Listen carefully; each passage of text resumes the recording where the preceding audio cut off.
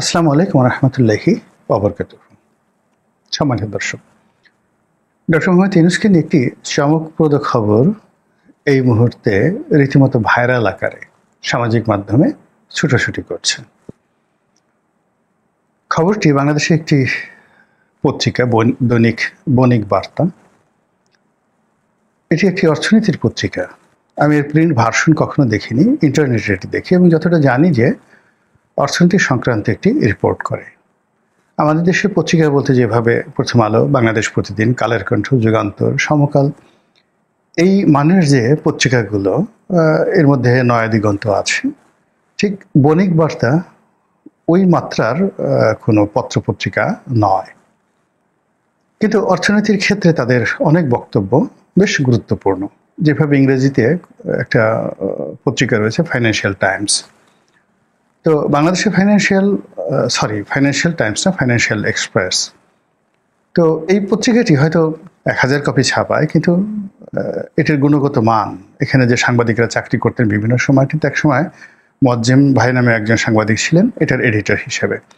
তো ফলে তাদের একটা কোয়ালিটি ছিল। তো বণিক বার্তারও অর্থনীতি সংক্রান্ত যে নিউজ বা প্রতিবেদন, এটি প্রশংসার দাবিদার। এই পত্রিকাটি গত 1 বছর ধরে সরকার সমর্থক, সরকারের খুব ঘনিষ্ঠজন, আরও স্পষ্ট করে বলে ডক্টর মোহাম্মদ ইউনূসের একেবারে নেক নজরের বান্দা হিসেবে বেশ পরিচিতি লাভ করেছে। তো সেই বণিক বার্তাতে ডক্টর মোহাম্মদ ইউনূস সম্পর্কে যে প্রতিবেদনটি ছাপা হয়েছে সেটি হলো আগামীতে যিনি বা যারা জাতিসংঘের মহাসচিবের পদ দখল করবেন বা পদ প্রাপ্ত হবেন, যাদেরকে মনোনয়ন দেওয়া হবে, এরকম একটি সম্ভাব্য তালিকা করে সেই তালিকার মধ্যে ডক্টর মোহাম্মদ ইউনূসের একটি সুন্দর হাসিমাখা ছবি তারা সংযুক্ত করে এমন একটা রিপোর্ট করেছেন, না ধরি মাছ না ছুঁই পানি। বক্তব্যের মূল প্রতিপাদ্য বিষয় হলো যে ডক্টর মোহাম্মদ ইউনূসকে জাতিসংঘের মহাসচিব পদে নিয়োগ দেওয়ার জন্যে জাতিসংঘের কর্তৃপক্ষ, বিশেষ করে আমেরিকান লবিস্ট গ্রুপ, তারা প্রাণান্ত চেষ্টা করছে। বিষয়টি নিয়ে কেউ খোলামেলা আলোচনা করছে না, তাদের দাবি অনুযায়ী খোলামেলা আলোচনা করছে না। এমনকি তারা এটা যে একটা ভুয়া নিউজ বা এতে যে তাদের কোনো দায় দায়িত্ব নেই, বা তারা যে একেবারে দুধে ধোয়া তেঁতুলের বেশি, স্বাদ ধোয়া তেঁতুলের বেশি, এই জিনিসটা প্রমাণ করার জন্য তারা ডক্টর মোহাম্মদ ইউনূসের যে প্রেস সচিব তার সাক্ষাৎকার নিয়েছেন, যিনি একেবারে সহজ সরল বাংলায় বলে দিয়েছেন যে এটা একটা গুজব, এর কোনো সত্যতা নেই। তারপর তারা এই রিপোর্টটি ছাপিয়েছেন কেবলই মাত্র একটা বায়ু তৈরি করার জন্য, একটা বোম, বাতাসের বোম তৈরি করার জন্য, এবং এটি এই মুহূর্তে ডক্টর মোহাম্মদ ইউনূসের জন্য খুব বেশি দরকার। তো যেটা বলছিলাম যে জাতিসংঘের মহাসচিব যে পদটি, এটি সাধারণত মহাদেশ কেন্দ্রিক হয়, অঞ্চল ভেদে হয়। আমাদের এশিয়া সাবকন্টিনেন্টে, মানে পাক ভারত উপমহাদেশে, বার্মার উথ হান্ট একসময় জাতিসংঘের মহাসচিব হয়েছিলেন। এখন যিনি আছেন তারপরে সিরিয়ালি ল্যাটিন আমেরিকা থেকে একজনকে নেওয়া হবে, এটি স্বাভাবিক। তো সেখানে বণিক বার্তা বাংলাদেশের পত্রিকা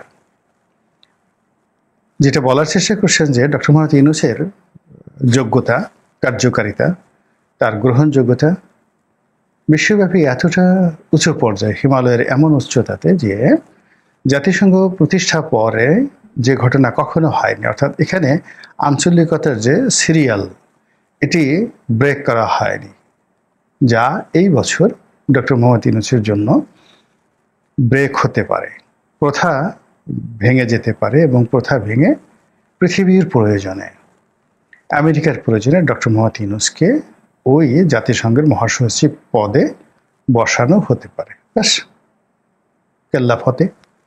আর আমরা যারা খুঁজিকে বাঙালি, তারা বলার চেষ্টা করছি, সি সি সি সি, আমরা কত খারাপ।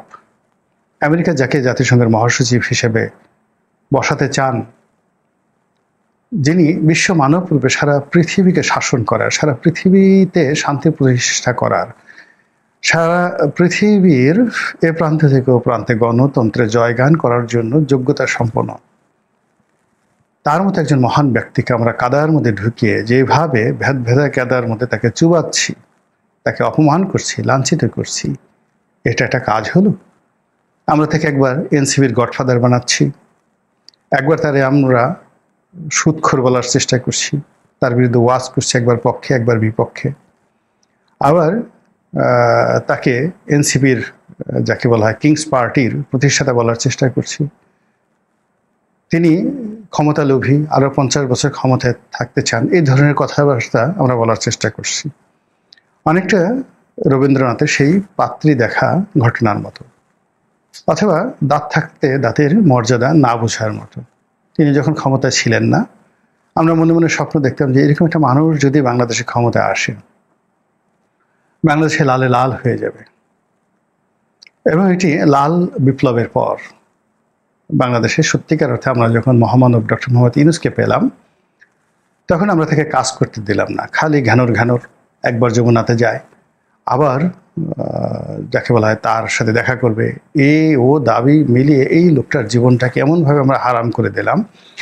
এই লোক যে সারা পৃথিবীতে 3-0 থিওরি দিয়ে সারা পৃথিবীকে মাত করেছে, ওই 3-0 থিওরির একটা জিরো, একটা শূন্য যদি বাংলাদেশে তিনি প্রয়োগ করতে পারতেন, তাহলে বাংলাদেশের দারিদ্র বিমোচন হয়ে যেত। এবং তিনি সেটা চেষ্টা করেছিলেন। আমরা সেই কাজটাকে নিতে পারিনি, যেমন দারিদ্র বিমোচন। তো দারিদ্র বিমোচনের জন্য গ্রামীণ ব্যাংককে শক্তিশালী করতে হবে, এবং গ্রামীণ ব্যাংকের কল্যাণে তো তিনি শান্তি পুরস্কার পেয়েছেন। এই জন্য শেখ হাসিনার জমানাতে গ্রামীণ ব্যাংককে যেভাবে ডলা দেওয়া হয়েছিল, যেভাবে গ্রামীণ ব্যাংকে তছনছ করে দেওয়া হয়েছিল, এর অবকাঠামো শেষ করে দেওয়া হয়েছিল, সেটাকে তিনি এসে পুনর্নির্মাণ করলেন। তিনি এই গ্রামীণ ব্যাংকের যত লোন ছিলেন জনকল্যাণে, দেশের কল্যাণে, সেই সমস্ত যাকে বলা হয় যে জরিমানাগুলো, এটা মওকুফ করালেন। এবং গ্রামীণ ব্যাংকের মাধ্যমে যেন বাংলাদেশের 18 কোটি মানুষ এখান থেকে ঋণ পেতে পারে, তিনি এরকম একটা মহাযজ্ঞ নিয়ে যখন কাজ শুরু করলেন, তখনই আমরা এমন সব কথাবার্তা বলে, এমন সব কর্মকাণ্ড করে, এই ভদ্রলোকের যেটা হৃদয় আছে, একটা মন আছে, একটা মানসিকতা আছে, সেগুলো দিয়ে একেবারে তাকে আমরা রীতিমতো তছনছ করে ছেড়ে দিলাম। আমরা তার এত মূল্যবান যে ডিম বা শূন্য, এটিকে রীতিমতো ঘোড়ার ডিম আমরা বানিয়ে দিলাম। এই জঘন্য যে প্রবৃত্তি আমাদের, এই জঘন্য প্রবৃত্তিকে উচিত শিক্ষা দেওয়ার জন্য আমরা যাতে সারা জীবন আফসোস করতে পারি, এই জন্য তাকে যারা বানিয়েছেন, আজকের ডক্টর মোহাম্মদ ইউনূসের পেছনে পশ্চিমাদের যে অখণ্ড সমর্থন রয়েছে, তারা এখন এখান থেকে উঠিয়ে নিতে চান। এই ঘটনা মানবজাতির ইতিহাসে অনেক ঘটেছে। আল্লাহ রাব্বুল আলামিন কখনো কখনো কোনো জাতিকে দিশা দেওয়ার জন্য, তাদেরকে পরিচালনা করার জন্য কখনো মানব পাঠান, কখনো মহামানব পাঠান, কখনো দানব পাঠান। তারপরে একটা সময় দেখা গেল যে তিনি সেই তার প্রেরিত মানব, দানব, মহামানব, অতিমানব, নবী, রাসূল তাদেরকে উঠিয়ে নিয়ে যান, বিরক্ত হয়ে উঠিয়ে নিয়ে যান। এর মধ্যে সবচেয়ে উল্লেখযোগ্য ঘটনা হলো জেসাস, হযরত ঈসা আলাইহিস সালামকে আল্লাহ রাব্বুল আলামিন দুনিয়া থেকে উঠিয়ে নিয়ে গিয়েছিলেন। এর কারণ হলো বনী ইসরায়েল জাতি এতটা নাফরমান, এতটা অবাধ্য, এতটা গুনাহগার ছিল যে আসলে তাদের কপালে হযরত ঈসা আলাইহিস সালামের মাধ্যমে আল্লাহর হেদায়েত এটা ছিল না। ফলে এই জাতি বহু বছর, শত শত বছর ধরে অপমানিত, লাঞ্ছিত হয়েছে এবং হয়ে যাচ্ছে এখন পর্যন্ত। তদ্রূপ এই বাঙালি জাতি একজন ডক্টর মোহাম্মদ ইউনূসকে তারা পেয়েছিল। এবং ঠিক আমাদের দেশে যারা অলি আল্লাহ, গাউস কুতুব আছেন, বিশেষ করে যারা ওয়াজের ময়দানে, যেমন মাওলানা ইব্রাহিম হাফিজুল্লাহ রহমতুল্লাহ, তারপরে অন্যান্য যে সকল বিশ্ববিজয়ী দুনিয়া কাঁপানো ইসলামী বক্তা জনাব তারিক মনোয়ার, তারপরে ওই যে রাশমিকা মান্দানাকে নিয়ে যিনি খুব প্রশংসা করেছেন, আরেকজন খুব বিখ্যাত ওয়াইজিন আছেন, আমি ভদ্রলোকের নাম বারবার মনে করি আবার বারবার ভুলে যাই, অনেক সুন্দর মিষ্টি করে হাসেন, কুষ্টিয়া বাড়ি, এবছর জামাত ইসলামী তাদেরকে মনোনয়ন দেবেন।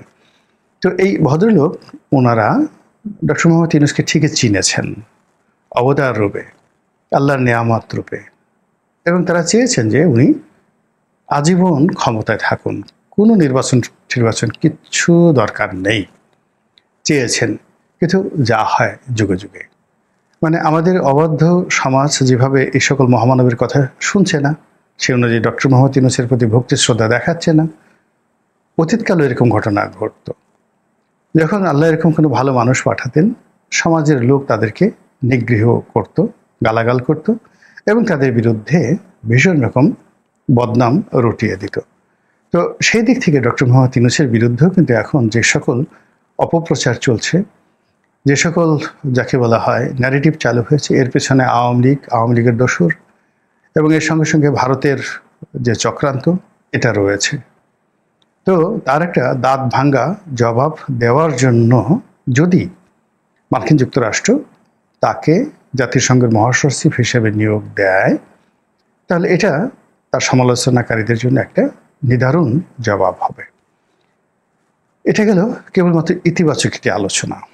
আর নেতিবাচক যে বিষয়টা হলো, সেটা হলো যে যারা ক্ষমতায় থাকেন, ক্ষমতা ধরা সবসময় একটা নাটক করতে পছন্দ করেন, গল্প বানাতে পছন্দ করেন। এর কারণে মানুষ খুব গল্প পছন্দ করে। আপনারা কি একবার লক্ষ্য করেছেন যে দেশের ৯৯% মানুষ দরিদ্র, মধ্যযুগের কথা, কারো পরনে কাপড় থাকতো না, সেখানে ধনিক সম্প্রদায় যারা জমিদার, সুবেদার, সেনাপতি, রেসালদার, মন্ত্রী, আমির, ওমরা, তারা স্বর্ণসিংহাসনে বসতেন। বস্ত্রহীন মানুষদের বস্ত্র কেড়ে নিয়ে তারা মসলিন কাপড় পরতেন। এমন প্রাসাদ তৈরি করতেন দিল্লির লালকেল্লার মতো, আগ্রা ফোর্টের মতো, আগ্রা দুর্গের মতো, কিংবা জনগণের এই অর্থ দিয়ে তারা কুতুব মিনার তৈরি করতেন। কেন এই জিনিসগুলো ঘটতো বলেন তো? এটার সাইকোলজিক্যাল ব্যাখ্যাটা কি? সেটি হলো, আপনি যখন মানুষকে দরিদ্র বানিয়ে ফেলবেন, দরিদ্ররা স্বপন বিলাসী হয় এবং লোভী হয়, প্রচণ্ড রকম লোভী হয়। আর তারা যাদের অর্থবিত্ত রয়েছে তাদের কাছে এমনিতে মাথা নোয়ায়।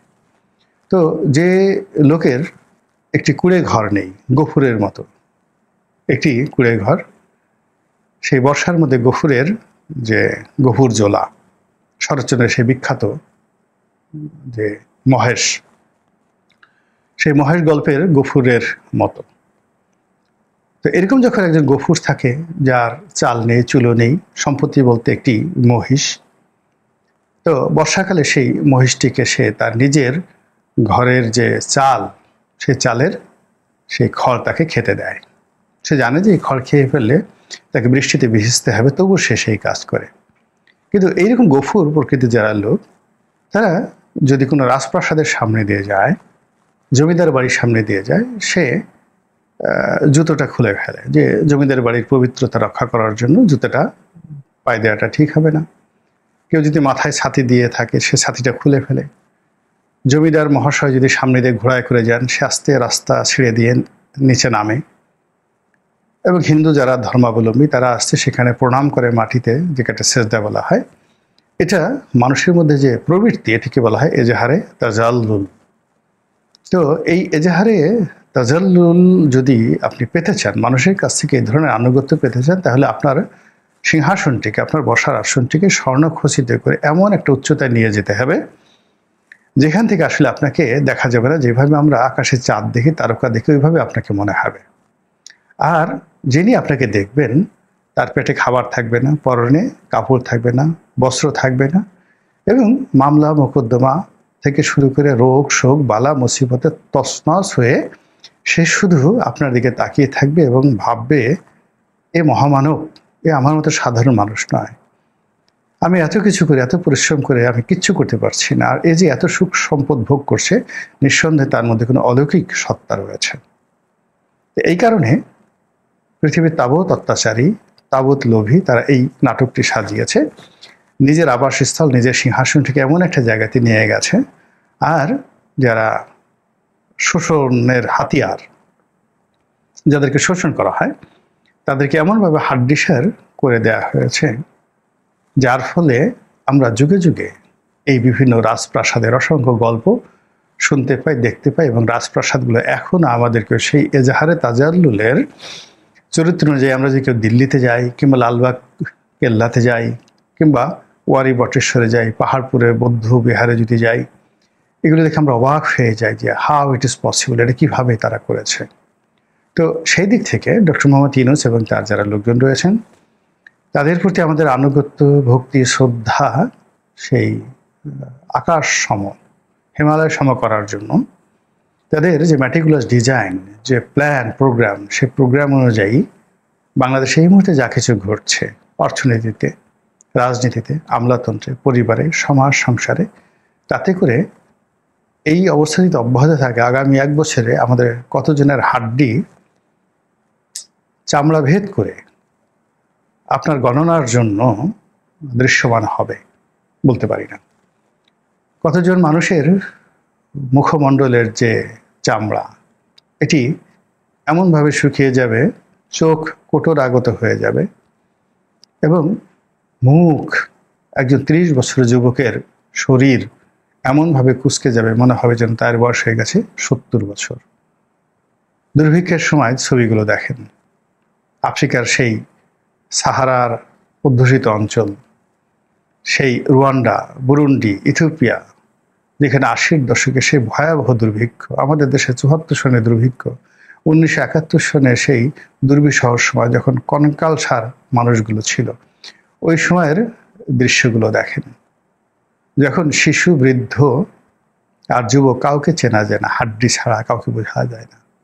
তো বাংলাদেশে এখন যে অবস্থা চলছে, এই অবস্থায় আমাদের পরিণতি কোন দিকে যাচ্ছে? আমরা কি একটা সিঙ্গাপুর হয়ে যাচ্ছি?